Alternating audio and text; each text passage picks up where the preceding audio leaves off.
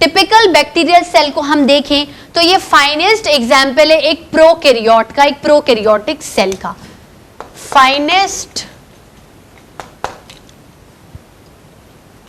Finest example of a prokaryotic cell. तो bacteria एक तरीके का क्या है, प्रोकैरियोट।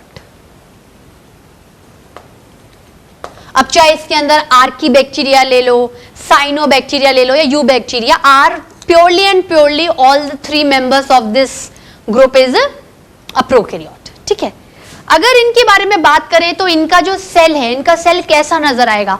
अगर एक नॉर्मल सेल के स्ट्रक्चर के बारे में बात करें, अगर एक सेल का बेसिक स्ट्रक्चर के बारे में बात करें, जिसको आगे हम एक अनियन पील एक्सपेरिमेंट से क्लैरिफाई करेंगे, जो 9th क्लास में देखा था। बाहर का एक सेल वॉल होगा या सेल मेम्ब्रेन होगा, देखते हैं क्या होगा।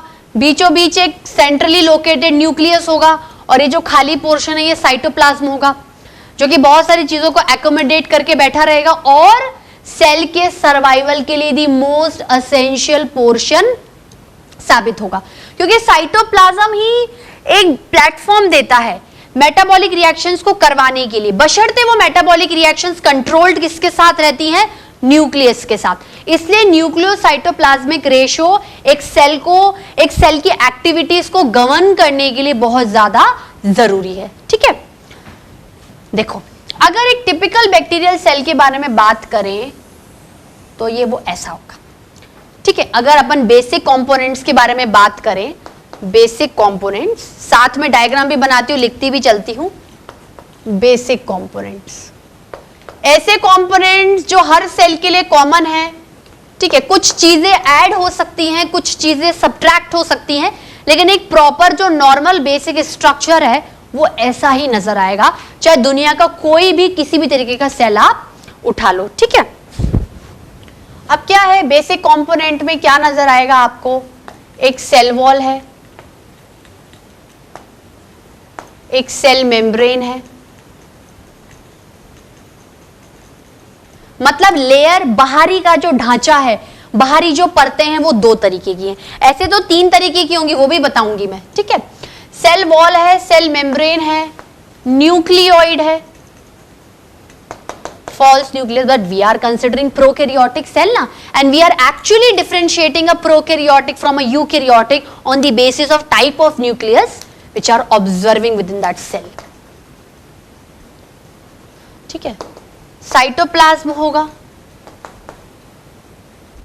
ठीक है, और भी बहुत सारे स्ट्रक्चर्स आते हैं, जैसे इसके अंदर राइबोसोम्स होंगे। ठीक है, प्लास्मिड होगा।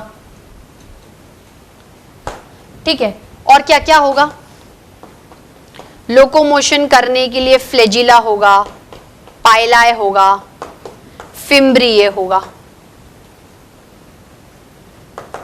ठीक है, अब देखो अगर एक बैक्टीरियल सेल की मैं बात करूं, एक बैक्टीरियल सेल की मैं बात करूं तो बैक्टीरियल सेल में क्या होती है, ये बैक्टीरियल सेल की सेल मेम्ब्रेन है, इसको प्लाज्मा मेम्ब्रेन भी बोलते हैं या फिर बायो मेम्ब्रेन भी बोलते हैं। ठीक है, इसके आगे का इलेबोरेशन में बताऊंगी, इसको प्रॉपर्ली एक अलग तरीके से पढ़ेंगे।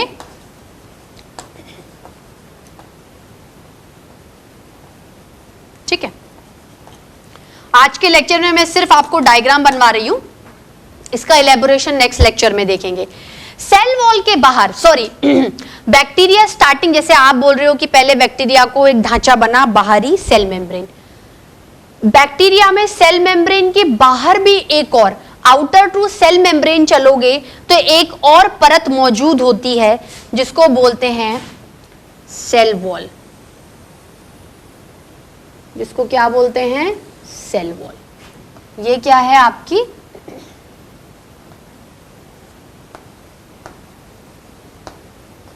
Cell wall.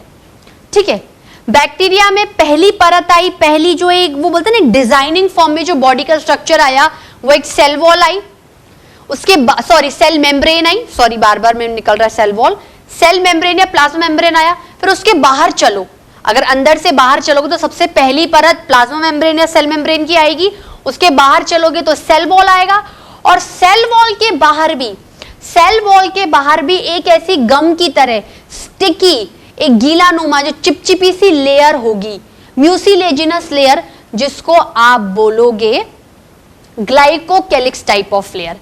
ठीक है, ग्लाइकोकेलिक्स टाइप ऑफ लेयर, या फिर आप उसे कैप्सूल भी बोल सकते हो। ठीक है, सेल वॉल के बाहर ऐसे म्यूसिलेजिनस गीली jelly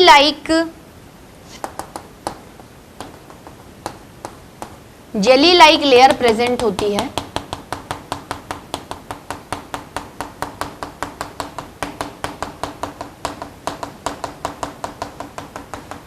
jelly like layer present होती है। ठीक है, म्यूसिलेजिनस लेयर,